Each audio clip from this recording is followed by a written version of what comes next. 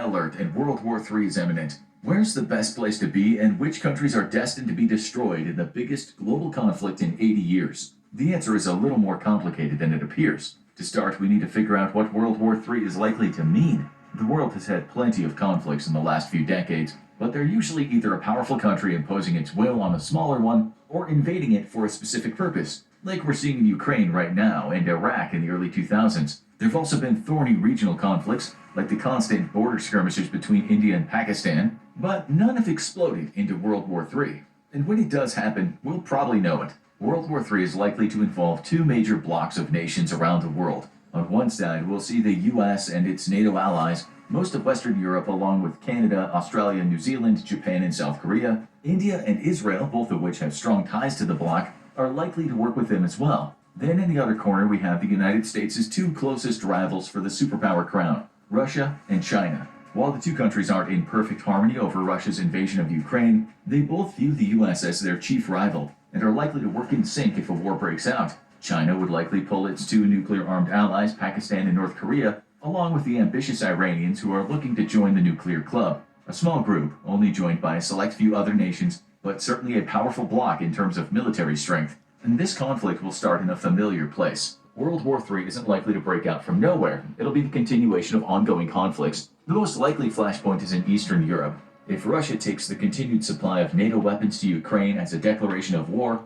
or attacks a NATO nation directly, it would trigger Article 5 and bring all NATO members into the war. Likewise, if Russia wins the war in Ukraine and declares it Russian territory, then it might just view NATO's presence on its border as a provocation. And just like it did in 1939, the battle for Europe would begin. And when one conflict breaks out, others are sure to follow. Ukraine is to Russia what Taiwan is to China. The larger power has never given up the hope of reclaiming it even after decades. And in China's case, they've never ever acknowledged Taiwan as an independent nation. The chaos in Europe has created the perfect chance for China to move on Taiwan and try to conquer it without getting into a larger war, hoping that the United States, which has pledged to defend Taiwan, would be too busy to jump into the fray. Of course, if that gambit fails, we're likely to have a shooting war between the US and China across the Pacific Ocean, and this explosion of conflict could lead to more flare-ups. Would North Korea take advantage of China's move on Taiwan to launch its own assault on South Korea? Would the ongoing India-Pakistan border conflicts break into something larger?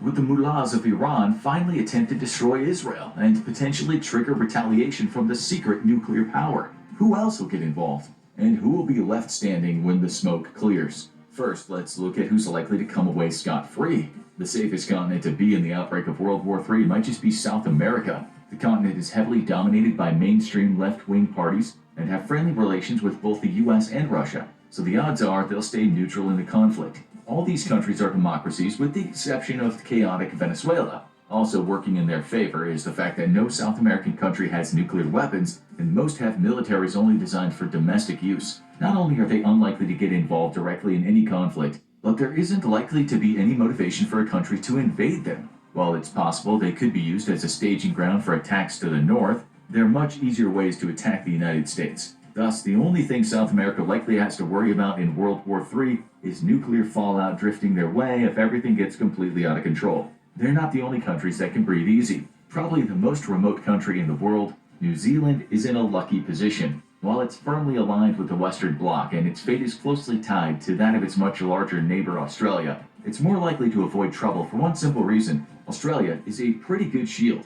Australia is a massive nation that's closely tied to NATO and hosts US and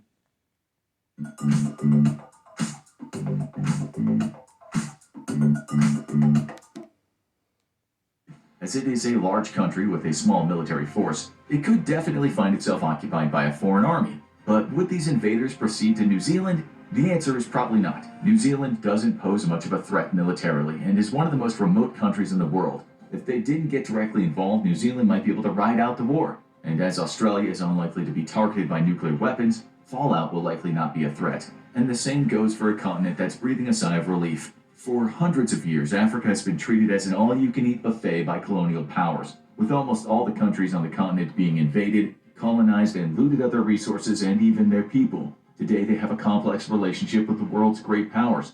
But many countries are seeing their economies grow at an astonishing rate, and other countries investing in factories and talent there. China in particular has seen its investment in the continent grow. with many key factories producing high-tech components used in military warfare being hosted in these nations. Africa has no nuclear powers, and its militaries are unlikely to get involved directly in any conflict. So the most likely problem Africa is going to face is dealing with rival powers interfering in each other's investments. But for other countries, prospects are thornier. Could the United States survive World War III? Well, they have a few advantages. For one thing, they're relatively isolated away from main flashpoints, which also allowed them to experience minimal conflict on the home front during the first two world wars. But this time there's an additional threat: nuclear weapons, which means that the enemies can hit any country anywhere in the world. It's believed only Russia and China have the ability to hit the US homeland right now, with North Korea trying to join the party. The US is also very spread out, with dozens of cities dotted around the world's third largest country.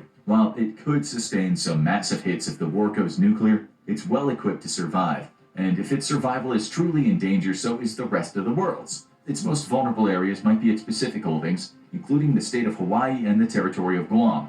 And its neighbors are largely in the same boat. There's a reason there isn't likely to be any major conflict on North American soil. All of the countries there are relatively friendly with each other. Canada is a member of NATO and a close ally of the US, and the two are likely to be on the same side. Relations with Mexico can be a little chillier, and the country was famously approached to join Germany in World War I with the promise of reclaiming its lost territory, but it's not likely to actively side against the United States. These two countries aren't likely to be targeted directly during the war, except in a full-scale nuclear barrage.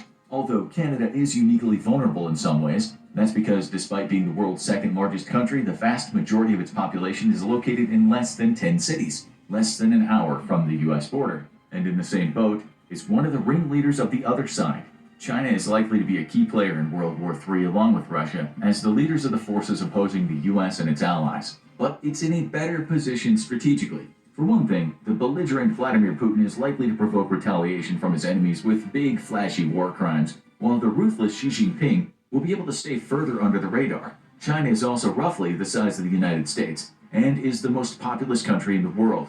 If things escalate to nuclear weapons, the country will likely take some massive hits, probably from the US, but also possibly from India. But it would be very hard for its enemies to destroy the country without endangering the future of all life on Earth. The same can't be said for these countries. These are the ones that are in the biggest danger of being wiped off the map. We have to start with the most vulnerable countries in the case of World War III breaking out: Ukraine and Taiwan. If this global war starts, it'll likely start right there, and some might say it already has. Right now, Ukraine is turning the tide on Russia. They're supplied with heavy-duty NATO artillery and are shooting down Russian planes and blowing up their ships, while Russia is limited to committing indiscriminate war crimes with an army increasingly staffed by draftees. But if Putin gets backed into a corner and starts using nuclear weapons, the tide could turn very quickly, and Ukraine could see its largest cities destroyed in a flash. From there, it would be overrun, and the devastated country would become little more than a staging ground for Putin's next conquest. And the same could happen half a world away. China is less likely than Russia to use nuclear weapons against Taiwan, mostly due to Taiwan's small size. Such an attack could destroy the small island, but because of China's ambition to reincorporate the nation, it is unlikely. In order to do that, it would likely start with a shock and awe attack, hitting Taiwan with a naval assault, blasting through its defenses, and likely causing mass destruction as well as loss of power and access to resources in its largest city, Taipei. This would all happen very fast, and while Taiwan could likely hold out for a while, China has more resources and deadlier weapons. Unless the United States got directly involved and started firing back, Taiwan would likely still exist as a plot of land, but the nation, its government, and the people would become nothing more than a pawn and a hostage for China. Back in Europe, Ukraine isn't the only country in danger. Putin's had his sights on access to the Baltic Sea for a long time, and its only water access is limited. The odds are these small nations would be the first on the chopping block once Putin triumphs over Ukraine and World War III is on. All these countries, Estonia, Lithuania, and Latvia, are in NATO, but any pretenses of respecting that larger alliance are likely out the window at this point. Putin will be looking to reclaim its borders of the old Soviet Union, and these countries all border Russia or its puppet state Belarus. That makes them easy pickings, and the countries to Russia's south aren't any safer. Russia has long held that it wants NATO off its border, and NATO members close by would be likely its first targets. That includes Moldova and Romania. And in those cases, there's an extra thorny issue to discuss: a semi-autonomous region called Transnistria that is claimed by both Russia and Moldova. But Russia has long held that the region's residents would like to join Russia. Is this true? No one knows, and any referendum they hold would likely be conducted at gunpoint. just like the ones done in Donbass. But in the breakout of a larger conflict, the odds are that Russia would just march in, take Transnistria. Good steam is good for the skin. And so is the vitamin E and all. This would lead to war with NATO, as the next country in the region on Russia's chopping block is Romania, who is a member of NATO. But Putin is largely past the point of caring. In fact, just about all of Europe would be facing an existential threat. While Russia is gigantic, the same can't be said about any of its neighbors. In the event of a full-on nuclear war, most of Putin's enemies could find themselves suffering massive destruction and loss of life. Most of these countries would have key cities that could be easily targeted with mid-range missiles from Russia, if those missiles still work. Russia relies heavily on Cold War-era weaponry, and that means anything could happen. But if he lets the missiles fly, Germany, France, and the UK could all face annihilation, and so could the rest of the world. If Putin maintains a more measured approach, he would likely continue advancing from his earlier conquests, and that means Poland and Finland would likely also be in serious danger. But Russia has invaded Finland before, and the Finns proved to be more than the Russians bargained for. So, Europe's fate lies in the hands of Putin making the right choice. That's comforting. In Asia, it's a different story. China's military is newer and more effective than Russia's, so the odds are they take a different approach. They've been dealing the death of 1,000 cuts to many nearby nations already, particularly Vietnam and the Philippines. They've been taking over the territorial waters, creating artificial islands to serve as military bases, and declaring the entire South China Sea as their territorial waters. None of these countries are prepared for a full-scale war against a major power, so odds are they'd be taken over quickly in the event of a war, with China using them as a staging ground for a larger conflict. That would possibly inflict massive damage on those nations, but would be unlikely to destroy them. The same can't be said for another neighbor. If there's a country in Asia that's most vulnerable besides Taiwan, it's probably Japan. The strongest economy in Asia besides China, it's a key U.S. ally, but it also doesn't have a particularly strong military due to World War II treaties. It relies heavily on the United States for its defense, and houses a large number of soldiers and military bases, which makes it an inviting target for a Chinese attack. This would be seen as a 2-for-1 benefit